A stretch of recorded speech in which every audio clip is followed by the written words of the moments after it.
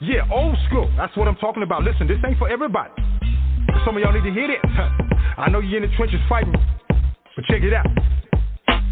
I'm gonna put it down like this so I can help the saints understand. Everything you're going through is all part of the master plan. Or what? You thought because you got saved everything was gonna be peaches and cream? You better wake up, son. Don't nothing come to a sleeper but a dream. Faith without works is dead. Read your Bible, you know what it said. He who don't work don't eat. Blackers don't get fed. Yeah, Jesus said he who puts his hand to the plow looks back the same ain't fit. Some of y'all ain't been in the trenches 5 minutes and you about ready to quit. I ain't mad at ya, I'm just hitting you with the real. If you down for me and I was still tripping, now how you think that make you feel? Check this out, deep game, this here's deep. Some of y'all ain't sawing nothing but you started trying to reach. But after him who was able to possess your fathers by his glory. Struggles might be part of your testimony, but it ain't the end of the story. Now the point is this was prophesied way back in the day. Choir, sing your hook right here and see if the church can relate. I know we can make it. Oh, we can make it. I know good and well. I can work it out. Work it out. Work it out. Yeah, he'll work it out. I know we can make it. We can make it. I know good and well. I can work it out. Yes, he can. Yes, he can. Yes, he can. Yeah. Thinking not strange, the fiery trials wanted to try you. You say, why you? But your church say, what would Jesus do? Why you asking if he ain't trying to do what he's saying? He told you he was going to have tribulations, but you thought he was playing. 1 minute you tell him how good God is and can't nobody beat the talk. The next minute you're backfighting so fast, it's like you're moonwalking. Oh yeah, I'm preaching to myself because I ain't no better. It ain't like I've been following his every word, obeying it to the letter. But we soldiers, we got to remember that. Regroup, stay on point. Yeah, bow down, confess, repent, stay humble, let him anoint. It ain't easy as I thought it was. I'd be lying if I told you that. But it showed up getting better all the time. Trust me, that's the fact. Ain't nothing we going through that can't be handled. God put that on his son. Like they say, you can shout now if you want to, because the battle's already won. So while you're going through the valley, don't even trip. You're going to be on top. Choir, sing the hook line one more again. This time you don't stop. I know we can make it. We can make it. I know good and well. I can work it out. Yes, he can. Yes, he can.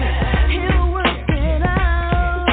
We can make it. I know good and well. Oh, yeah. Yes, he can. If you let him, I know good and well. He can work it out. Work it out. Work it out. Work it out. Work it out. Oh, he'll work it out.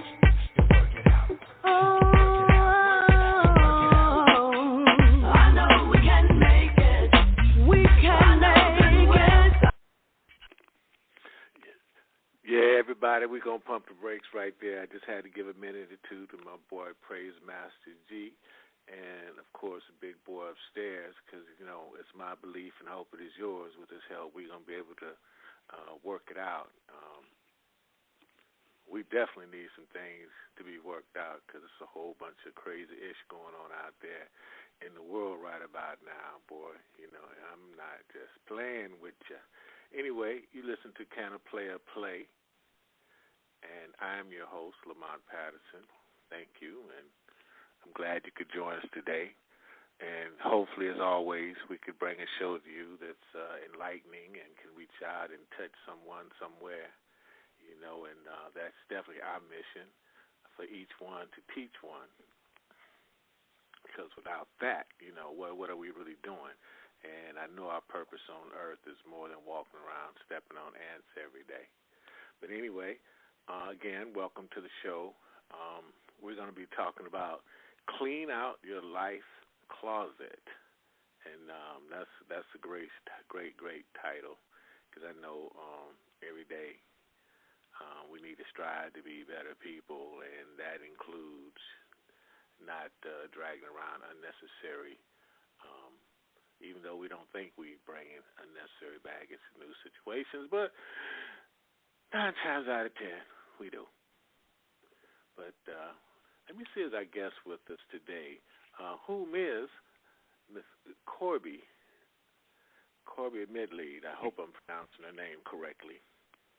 It's Mitleid, Lamont, but nobody gets it right the first time. That's okay. Good to be here. Well, thank you, Corbie. If I could call you that, I don't feel so bad now because I was just finna feel real bad. Nah, please. If that's the worst thing that's happened to me this week, it's a great week. Oh, my goodness. Well, we're going to get to talk about some of those things, too, and just seeing how you navigated through those waters, boy. It wasn't fun, but it taught. No. Yes. No, I know. Look, this journey that we on, this thing called life, is really never fun like it's supposed to be, like we're told it's going to be, because it's made up with a whole bunch of trials and tribulations, unfortunately. If we can look at what comes up as the examined life, it means we look at what happened and say, okay, I've got this. What's the lesson it can teach me? And how can I pass that lesson on to someone else?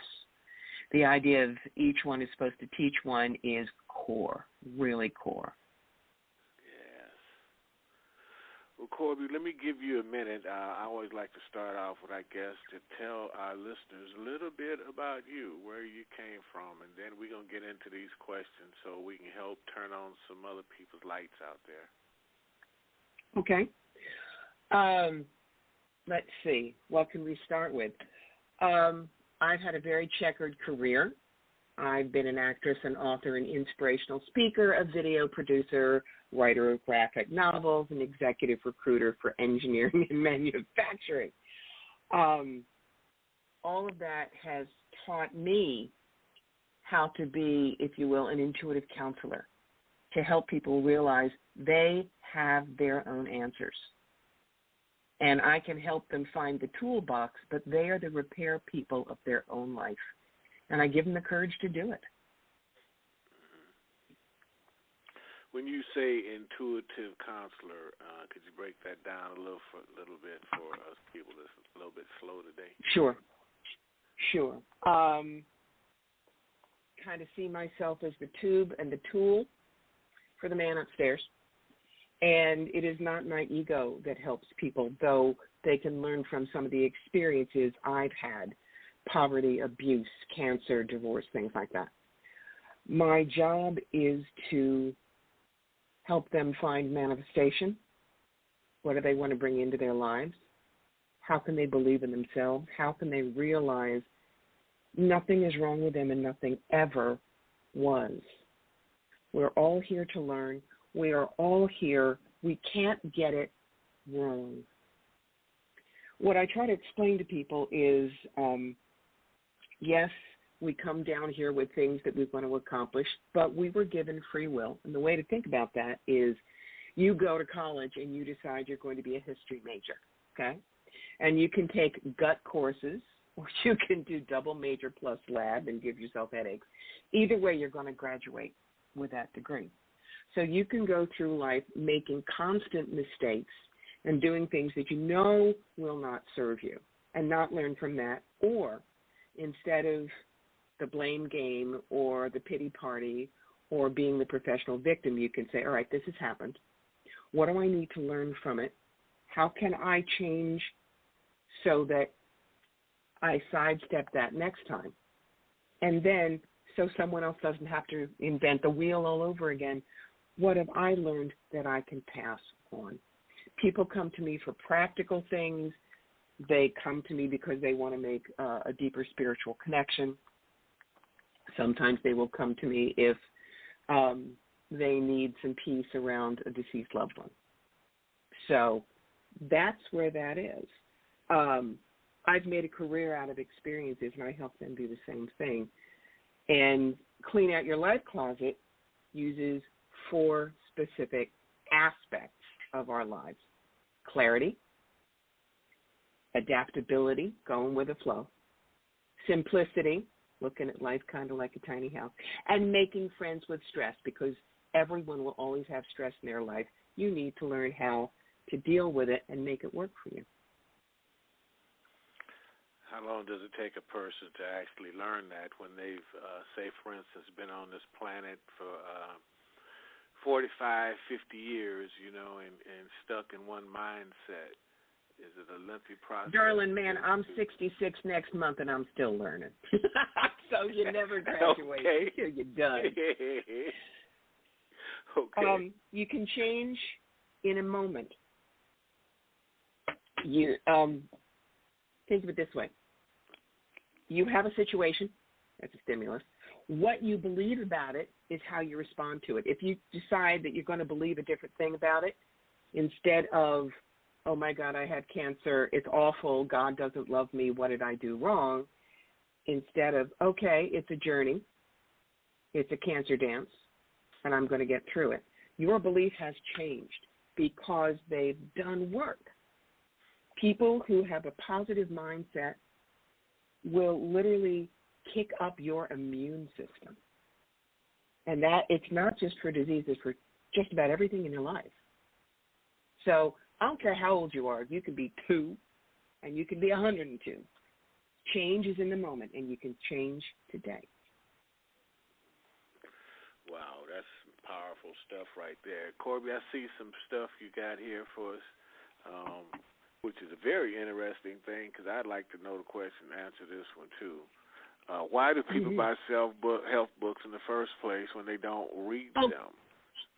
Because all right, everybody, you're going to go into Barnes & Noble, and you get these self-help shelves. And there are these books with sexy titles and great covers, and you pick it up and you flip through a couple of pages that may have something that sounds good, so you buy it. And then you get it home and you realize this person is not talking to you at all. There was a book a couple of years ago by, I think, Doreen Virtue, who was telling you that you had to eat a certain way and do yoga every day and be vegan. And look, I live in upstate New York in farm country, and we eat dead things. It's just where it is. And I work 6 days a week, and this body does not do yoga well. So for a book like that, it doesn't speak to me. So what I chose to do is I wrote the book with the idea that my readers would write it with me. I don't tell you my way is the only way to do it. Each chapter is pretty much, here's a thought. Here's some of the dumb things I did. Here's an example of a client of mine that had to go through some stuff. And here's some things to think about. And at the end of each chapter, I've got what I call the adventure pages. And there are no right or wrong answers. Let's look at life as a tiny house. What are some of the questions? How do you view stuff? How do you view your stuff in particular? How does your stuff serve you? Is there stuff that merely gets in the way now? If so, what is it? How does it stop you?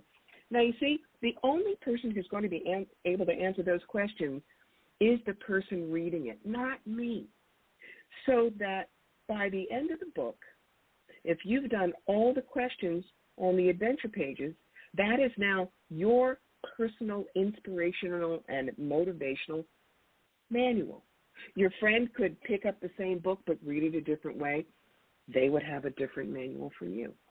And when people realize that they have their own answers, that they can support their own growth in their own life circumstances, all of a sudden there is so much possibility in their life. They are so much less afraid. They trust their own knowing, and they realize, you know, you put your hand up, you grab a hold of the dude, and there's nothing you can't do. That definitely seems like a whole lot of self-reflection there. People really have to spend time to get into their own heads. And some people are afraid to. Who's in your own head besides you? Now, that's a good question. That's a good question, because people walk around daily, and I'm sure you see them too, walking around every day, and they're operating under somebody else's principles and pretenses and expectations, you know, but they're not really being who they are or enjoying their life or being their best person, because they're trying to be somebody else for somebody else, if that makes sense. They are allowing other people to judge them. They are allowing other people to define them, and they are allowing other people to make the rules for them.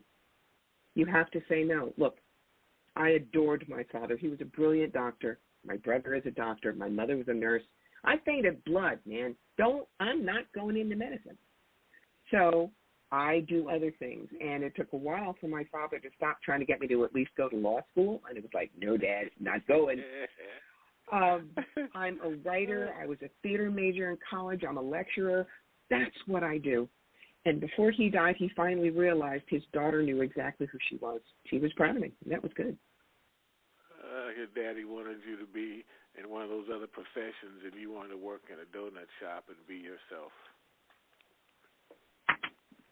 And I'll tell you, looking back, I have no regrets that I didn't finish college. I have no regrets that my path was bumpy and kind of all over the place like little Billy in Family Circus. But I'm looking at 66. I'm an elder. I'm a senior citizen. And I look back at my life and I see I have value and I have things to pass on. That's a good life, no matter how you got there. Corbie, but the 66 is the new 56. Oh, from your mouth to God's ears, honey pie, let me tell you. So, especially after this year of COVID, I mean, all of us look a little road hard and put away wet. We need to get back to our normal lives. Well, listen, is that because we're not as active as we are normally and we're doing more confinement? What do you think the reason for that is? I'm sure that's what it is. I mean, look, I live in the middle of a 12-acre hayfield in upstate New York. Since New Year's, this place has been surrounded with snow and ice. And so I can't even walk out on my driveway. It is simply not safe. And we can't get into the car and go and drive places because you're supposed to be social distancing and staying away from people. So, yeah, I'm in this little, hamster habit trail and have been because my husband and I have comorbidities and we're older. We've been in lockdown since last March. And that takes its toll on people. We are social creatures, and there's only so much Zoom you can do. We will never again take for granted the simplicity and the gorgeousness of a hug from a friend. So this that we've gone through is a lesson that we obviously all needed. It helped us get rid of a lot of the stuff that was just taking up space and time and made us think about ourselves and what do we really want to do and be after the pandemic is over. It's a lesson from upstairs. Definitely got a lot of time here to self-reflect and get things in perspective, because what we're seeing is tomorrow's not promised to nobody, and this virus is not prejudice at all. I have no issues. So it's almost like you said, it's definitely a wake-up call. If it's something that you need to do or want to do, you better be trying to get at it. Mm-hmm. But let's use that as an example about the examined life, okay? A lot of my friends feel that it's been a terrible year. So much has been taken away from them. It's driving them crazy. When I look at this year, I have to say, has it been difficult? Yes. But because I was able to reflect and look at what really wasn't me anymore, maybe it was when I was in my 30s and 40s and 50s, but not now. There are a lot of things in my life, there are a lot of ways that I have changed how I work that I was able to get rid of because God sat me down and said, you're going to be in the house for a long time. What are you going to do with it? And so now, a year later, my business has completely changed. I do pretty much everything online, which is lovely. I do get to stay home. It's not as rough on me physically. I get to spend more time with my husband. So because I didn't look at the pandemic as, oh, how horrible, but okay, it is what it is, and you're not going to say, you can't walk away from it. How can you work with it? That's when you find all the opportunities. It's amazing what you just mentioned, too, because by staying at home and having to learn different things for the people that haven't been really computer literate, I mean, they basically had to take a crash course, especially if they're in business or having to do things, elsewhere. Especially had to. Where's your husband at? I just want to ask you that because you've been at home so much. Do you be driving him crazy? Actually, look, it's Valentine's Day. We are in. I know that, Corbie. shock. I know that came from No, I seriously. know that came from it. No, and I love the question. I love the question. We looked at each other today. I mean, normally there's a great restaurant that we go to called the American Hotel, and the one night of the year that I don't cook, and it's very fancy and putsy, as my grandmother would say. Well, we weren't doing it this year, so I cooked. And we realized this year has actually been so good for the marriage because we looked at what needed to change, and we both worked on it. We didn't have outside distractions that made us forget about the wonderful person that we married. So, yeah, I admit there are some people that are fighting like cats and dogs, but we were very fortunate in that we used the time to work on what we had and make it better. So believe it or not, we're happier today than we were a year ago. That's awesome, Corbie. And plus, that's a fantastic attitude and a fantastic way to go about things because there's so many other positive things that can come out of this situation if people just look for it. Mm-hmm. Look, I picked the right one this time. You know, we've been together 20 years now. And so when we married each other, we were still in our late 40s. You know, we were still gorgeous. And now we look like grandmotherly and grandfatherly types, and we still love each other. You know, so we know it wasn't just the looks. This is good. That's amazing, too, because when you grow together, boy, put them years in together, you can't say you look like this or you look like that because neither one of you look like you used to look. Amen. Let me tell you. Well, Corbie, let me just throw this one out there for our listeners. For you guys that just join us, of course, you know, the call-in number is 646-929-2870. All you need to do is press number 1 on your phone, and we'll be glad to let you join the conversation, and maybe you can get some tidbits that can help your day be a better day. All right, Corbie, I'm back with you. So, Corbie, what do you mean, think like a Martian? Oh, I love that. It's you remember Looney Tunes and Marvin the Martian with, like, the scrubbing brush on his Roman helmet? No, that's not the Martian we're talking about.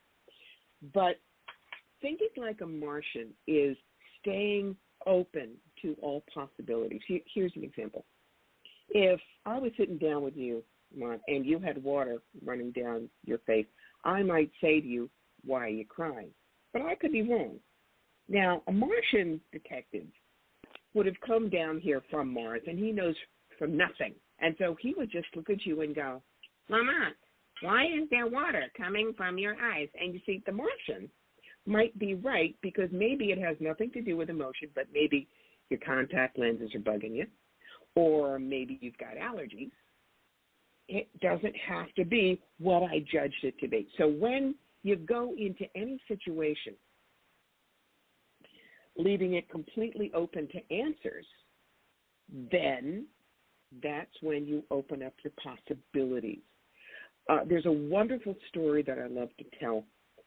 There was a man who, had a family, little girl. He was in a terrible car accident that really messed up his face. I mean, to the point where people kind of looked at him and shivered. And so he was terribly self-conscious and kind of walked with his head always turned away. But he was still married, still had his family and loved them. And he was a photographer.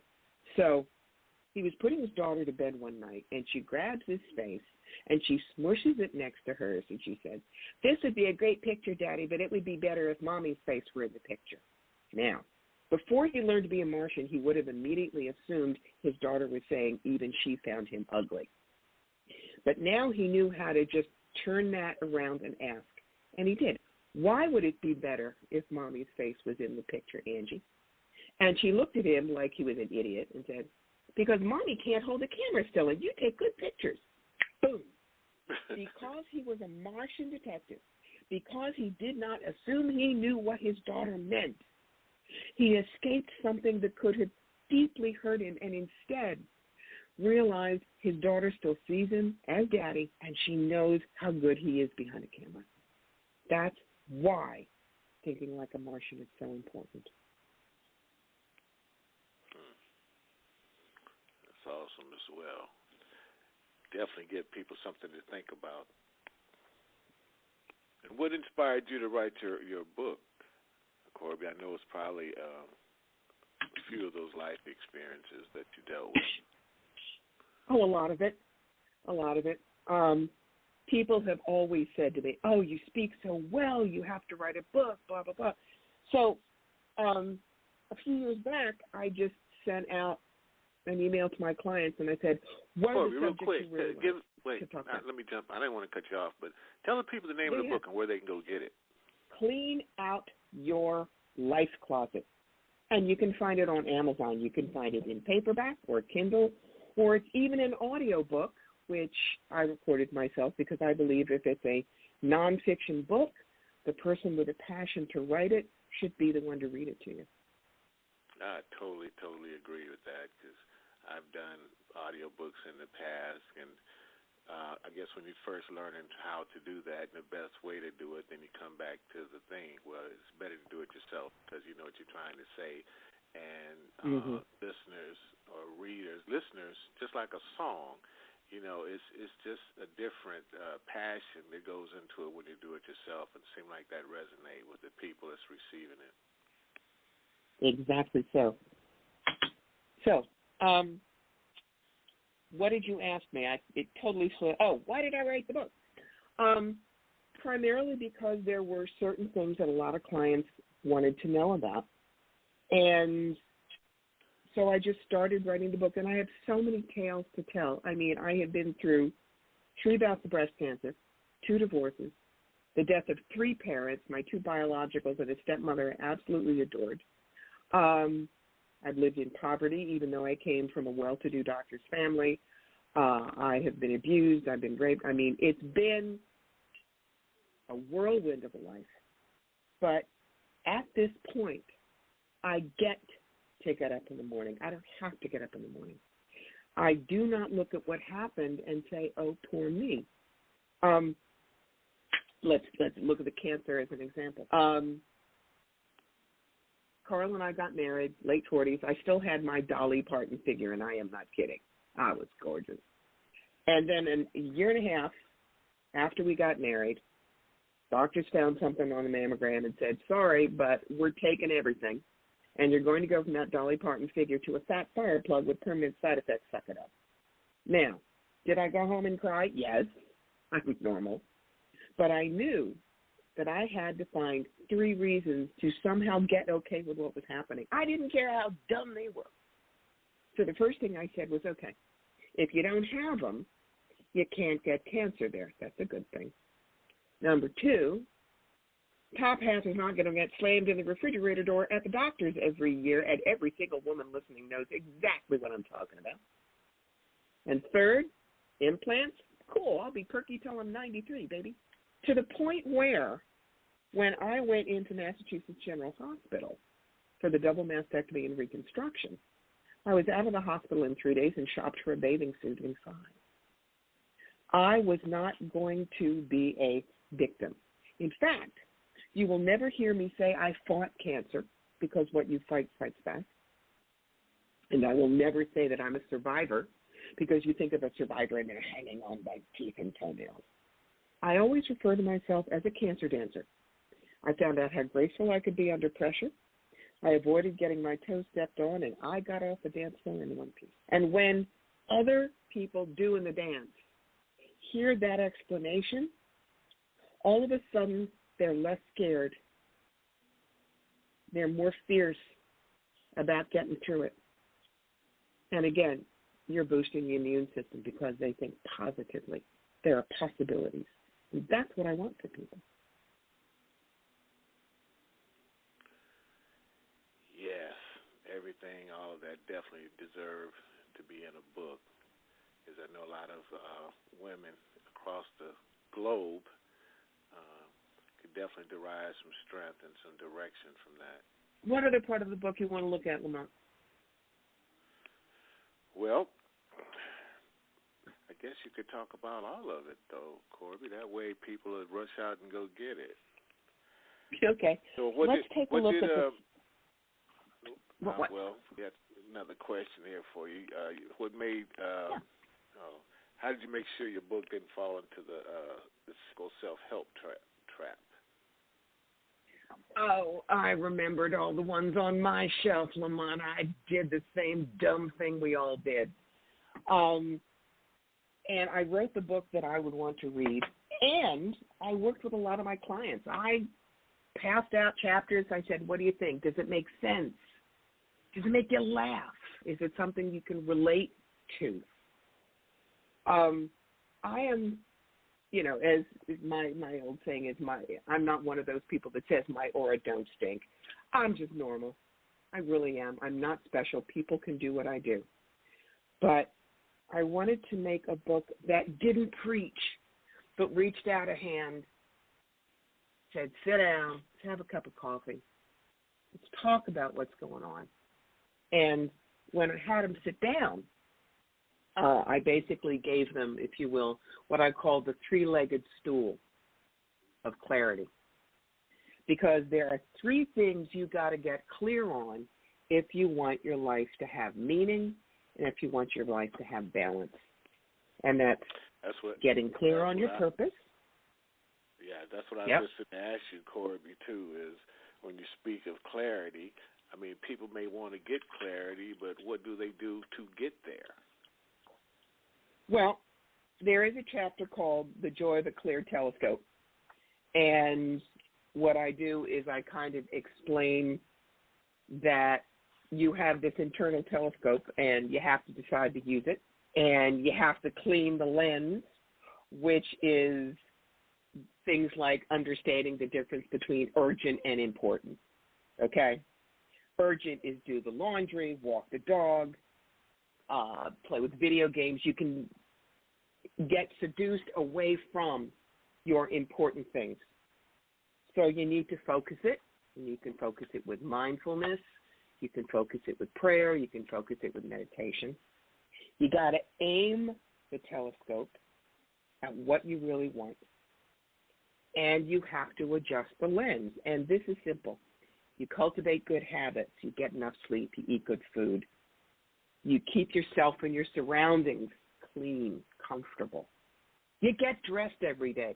Everyone is making jokes about, well, I guess I have to wear pants today, not like the rest of the week when I didn't leave the house. No, you get dressed. It is self-respect. You turn off the techno tempters when you need to get focused. Stop answering emails. Don't check Facebook. You set your schedule. You keep your list. You learn from other people with focused telescopes. We all have people that inspire, and then we have the people that we know are just, they're high maintenance, and they're not going to help us. So you spend the time with the people that help move you forward. Very important, you stay away from the people who live in Neverland. Neverland people are the ones that say, it'll never happen, no, you can't do this, I wouldn't do it if I were you. They exhaust you, and they keep you away from what you want to do. Instead, go find your tribe. Go find the people who are strong. Go find the people who want to make something of the world and of themselves. Go find the people who are good and generous and compassionate. That's your tribe. And you have to avoid the gloom and doom in the world. That doesn't mean Pollyanna, but that does mean it's a marathon, not a sprint.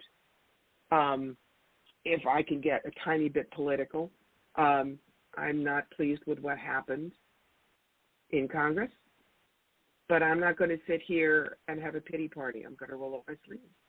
I'm going to get people to vote. I'm going to sign up voters. I'm going to do what I can to make this country more equal, more fair. That's where I'm aiming my telescope. And sticking with the doom and gloom does not help. So once you've cleaned that, then you've got your three-legged stool of clarity, which is getting clear on your purpose, getting clear in your relationships, and getting clear with spirit. If all those three things are solid, there is nothing you cannot do. I really like that. And look, and people definitely need to turn off the TV, boy, because sitting there looking at the news all day, good gracious. Doom and gloom. Doom scrolling is what they call it. Always looking for the bad news on COVID, always looking for the bad political news. No. If you turn it off and all of a sudden you hear the ringing silence in the house, you realize that you were mesmerized. You were hypnotized by that stuff. Pull your mind out of it. What do you want to do? What do you want to focus on? What is important to you? That's where you go. And it's important to figure out what your purpose is. The way I explain that's the full-time job right there, Corbie. It's for people Mm-hmm. to try to figure out what their purpose is. People are 90 years old and still haven't figured that one out yet. Well, the way I explain it is you need to find your sentence of passion. Your sentence of passion isn't who you are or what you do or even how you do it. It's the vapor trail you leave behind in every encounter. So when you go skidding into heaven on bald tires and fumes in the tank, and God hands you a cup of coffee and says, so, you say, I did this. Isn't it cool? My sentence of passion is cross the bridge from fear to fearlessness and fly. When I can take somebody from point A to point B when they thought they couldn't cross it, whack them on their shoulders, say, here are your wings. You don't need a flight plan. Now get, I'm living my bliss. But I had to look at my own life to see how I could make that happen, how I had worked that through. So some of the questions that you can ask yourself are, what's your life been about?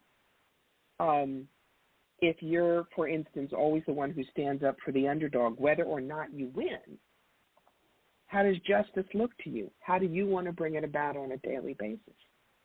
If you consistently get overlooked for awards or disqualified in contests for odd reasons or feel cheated out of things you should have gotten, does that make you bitter or better at being self-empowered?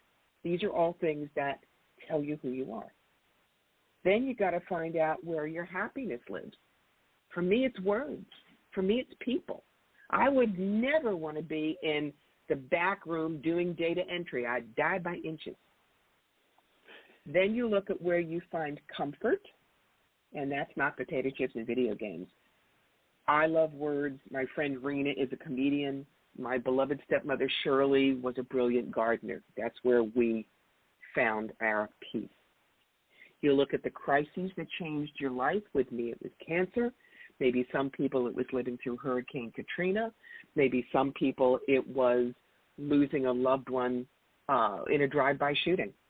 That will change how you look at the world. And you want to know, what is it that you want to be remembered for? Is it just for your own family? Do you want to make a difference in the world? When you look at those questions, you will know why God put you here and what you want to do, so that you can go marching upstairs with a completed report card. Very well put. Talk to us about the happiness thing, Corbie. What do you mean by how can you clean out your happiness? Does it ever get messy? Happiness can always get messy, especially when you are trying to be perfect. You know, there's an old saying, perfect is the enemy of good.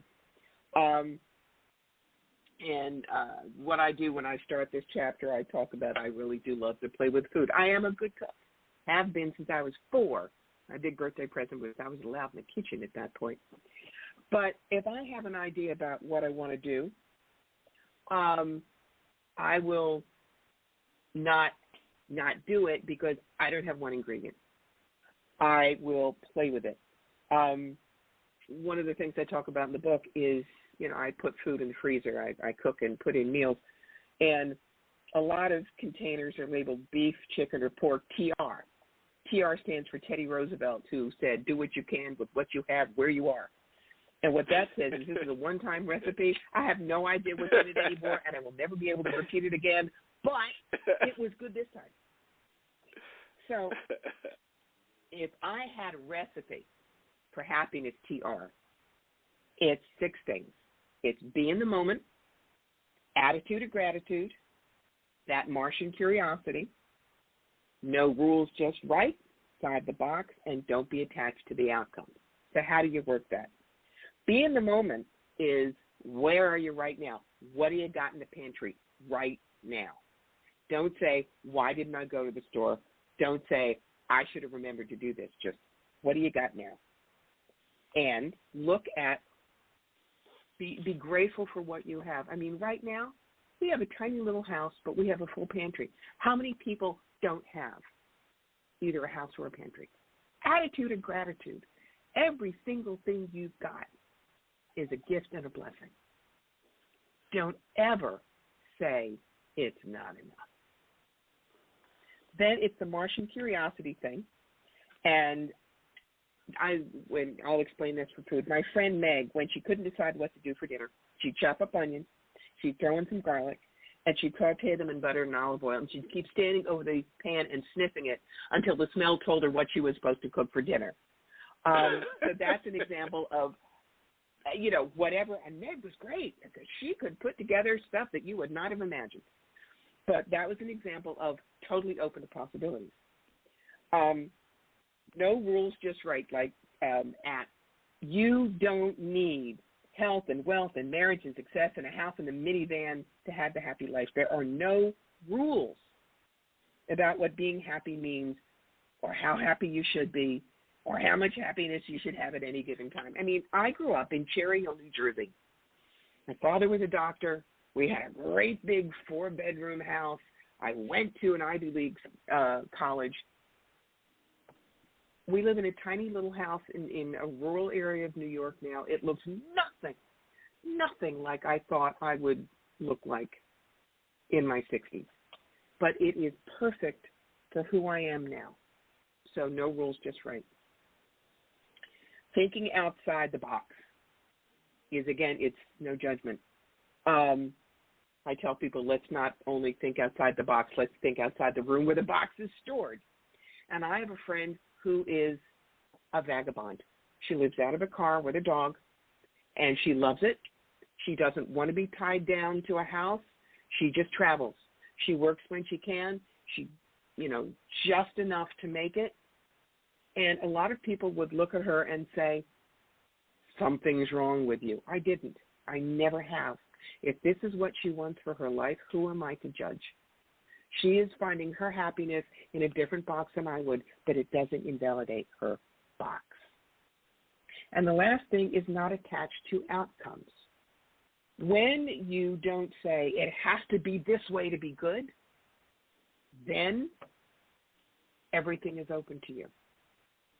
I did not expect to have to deal with cancer 3 times. I did not expect to be married more than once. I did not expect this inspirational speaking and intuitive counseling to be a career. But I wasn't attached to the outcome. I didn't have to be this, that, or the other. It was, where can I be of service right now? What feels right now? Who needs me right now? And if those things took me away from what I thought the outcome was going to be, as long as I could see a light, I was fine. How do you make happiness in your life? Those ingredients. What would you say to people out there that are chronic procrastinators? They're always going to want to get started but never do. You're living in Neverland. And as you say, tomorrow is promised to nobody. How many people thought they had all the time in the world, and then they got coronavirus, and they ended up in the hospital on a ventilator? Some of them died. Some of them are long haulers. I have a friend, it's been almost a year since she got coronavirus, and she's young. Her heart is screwed up. Her lungs are screwed up. She has no stamina. Everything she planned for her life is now impossible, and she doesn't know when she's going to get it back. So you can procrastinate. God's going to say, fine, whatever you want to do, I'll wait. But circumstances won't. That's one of the most important things that the coronavirus has taught us, is you do not know what's coming down the pike. Behave like today is all you have. You will not procrastinate when you do. That's so Very true. That's a powerful piece of information as well. So I hope my listeners out there taking notes, because you're definitely giving them some jewels and things that could definitely benefit them moving forward. And when you speak on simplifying your life, what are you speaking of exactly? Oh, please. Look around your house right now. Everybody there. And how much stuff have you collected that you don't even remember why the heck you got it? You know, one of the exercises that I do with some of my clients, especially when I'm at their house, I say, okay, I want 20 things on the table that you think are really important and you can't live without. And they go and they get 20 things and they put them on the table. I said, fine. You look at them, and then I want you out of the room. And then I take away 8 things, and they never know what they just cannot hold those things in their mind. I say, fine, now pick 5 and put them on the table. And they leave, and I take all of them away. But they can tell me exactly what they were and why they were useful. What that is that helps you understand how much clutter you really have that you don't need. And so some of the questions I have clients ask are, if I had a year to live, what would be important? Would you really still need to collect all those Victorian dolls? Would you really need to have every single Elton John album and magazine and fan club, whatever? Probably not. What do you find yourself doing or using most often? Do you really need 14 pans? Or does the one you always get out of the cupboard, that and a crock pot, will that do? What have I surrounded myself with that has ceased to matter? And these are things like books you don't read any longer that take up shelf space, friendships that are more high maintenance than nurturing, old thought patterns that maybe worked in your 20s and 30s but certainly don't work in your 40s and 50s. Put those in the done with pile. A good one is, what have I gone unconscious about? How many things in your kitchen have you overbought because you forgot you had them, like 14 5-pound bags of sugar? How many articles of clothing have you purchased because they looked yummy, but you haven't worn them? Look at your bank account. How many online subscriptions do you have? How many purchases did you make just because it was easy to click? What benefits other people in your house, not just you? I mean, everybody needs their own toothbrush, but they don't all need copies of Harry Potter. One will do. Now, there's also intangible clutter. That's the tasks and the relationships and the obligations and the emotions that waste your time. They don't feed your soul. They don't give you any benefit. And they kind of hit check out of the way all the other things that would be more important if you had time. So it's not just a matter of, yeah, I guess that these shoes are worn out, let's throw them out. It's a matter of looking at everything in your life. One of the things that I do every New Year's Eve, I go through and I clean. And if I haven't used something in a year, if I haven't read something in 5, I ask myself, do I need this or am I done? And I give it away, or I throw it out, or I see if somebody else can use it. As a result, I am what I call an anti-hoarder. Do you make house calls, Corbie? Well, my dad did as a doctor, way back in the 1950s for $2 a visit. No, I like that about discarding stuff that you can't use, boy, because people sure have a tendency to pick up a lot of clutter.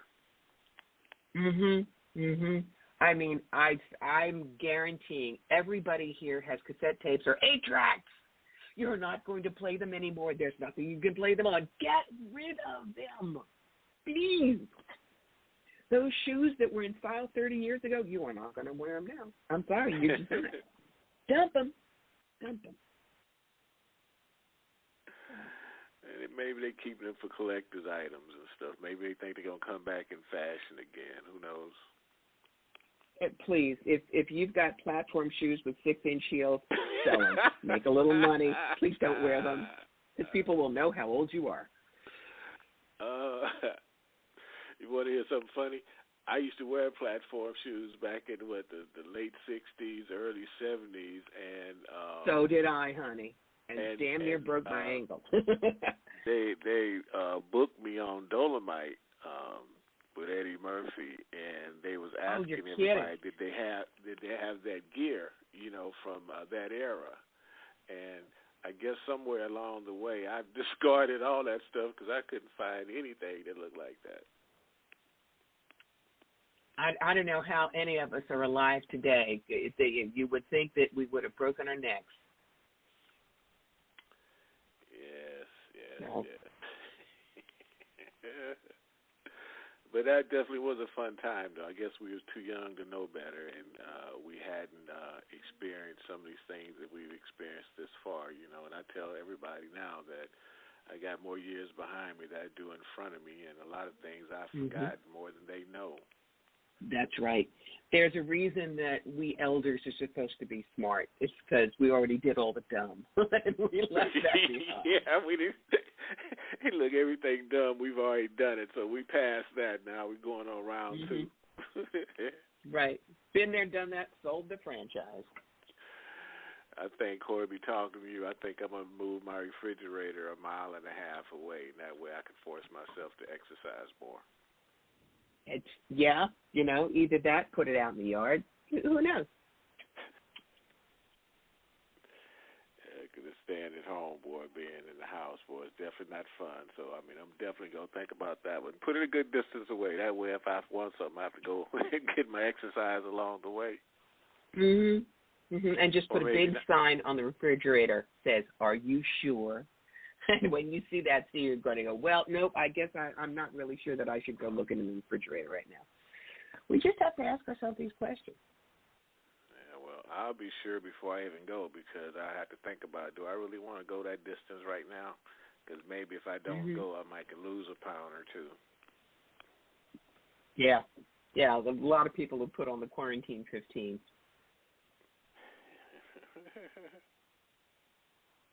So talk about, perfection in your adaptability section. Did we talk about that yet? Yeah.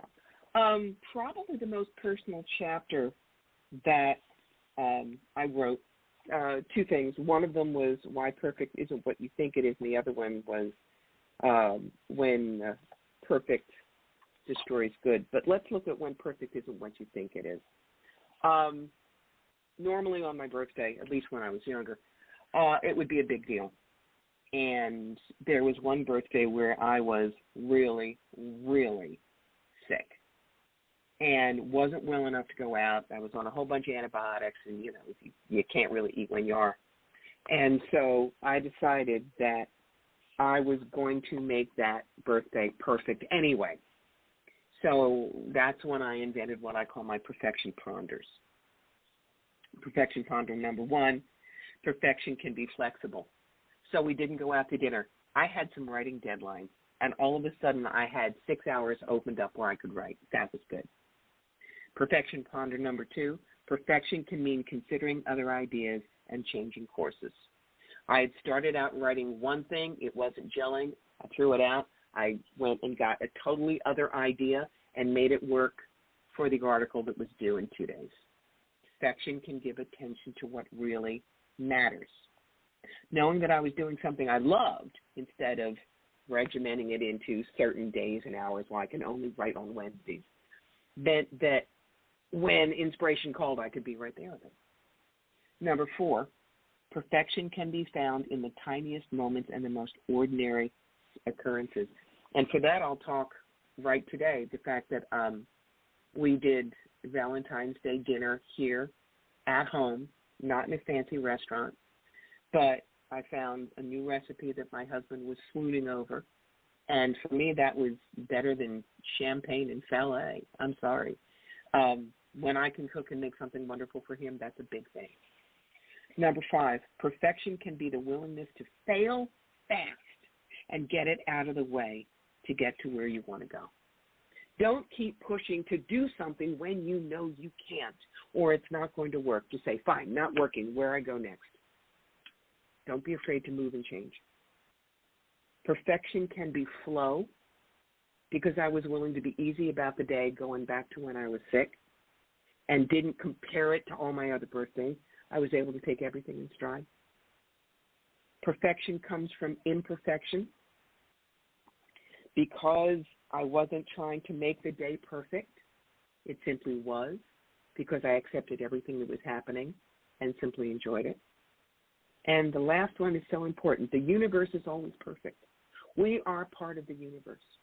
The universe is always perfect. Therefore, our situation is perfect, whether or not it looks that way on the surface. Because the universe's greatest experience for me on my 61st birthday was showing me how perfectly I could live the examined life. So instead of having a day when I was pissing and moaning and miserable and this isn't fair and blah, blah, blah, it became a wonderful, quiet, easy day when I got some writing done and my husband fixed me dinner. And it was wonderful because I didn't stay stuck on if it's not this way and perfect, it's horrible. Perfection is overrated, at least the way most people say it. Still there, Lamont? Yeah, I was saying, I don't know why you didn't hear me. I just went out for a second.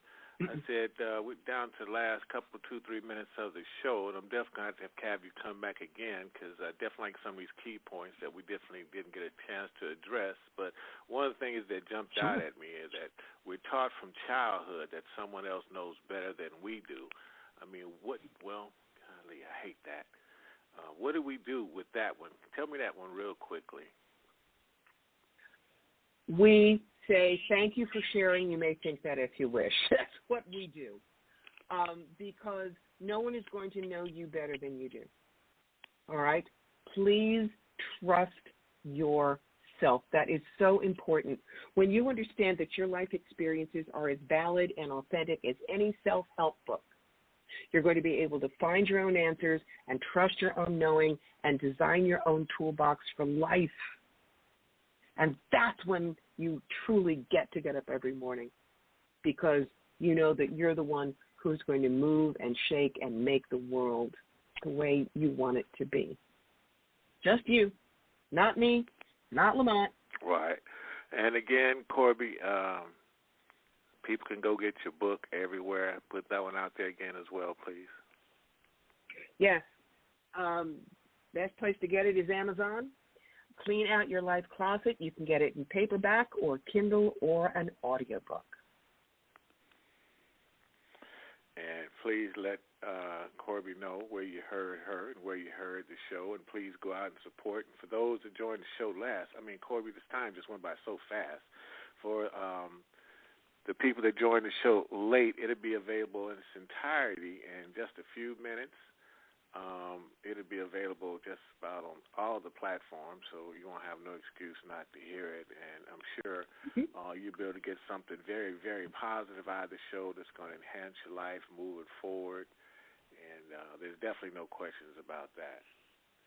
So with Corbie, you're going to clean out some of that stuff, clean out your life closets. We know you got some junk and baggage in there you need to get rid of anyway. Corbie, well, I had a wonderful time, Lamont. It was great, and I will come back anytime you want.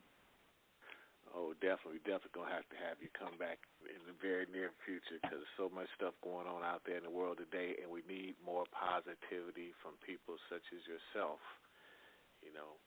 And I definitely felt the positives and the good vibes coming over here, and I'm going to take some of the things you said and run with it. Thank you. That makes me real happy. And thank you, too, Corbie. And thank you, Guy, over there, for giving you to us for this time. Yes. All right. Everybody, Corbie Mitleid. Hope I said it right that time. Yes, you did. Definitely come back and join us again. And then, this is our time, everybody. This is Counter Player Play. I'm your host, Lamont Patterson. Thank you for joining us so much. We definitely appreciate you. Continue to support the show. And we will be back next week at the same time, 2:30 PST. Continue to be safe out there. And we all know what's good, and we all know what's bad. You know, we don't need nobody to tell us. So, you know, just keep that in your mind and go out with a good spirit. Much love to everyone. Have a good day and be safe.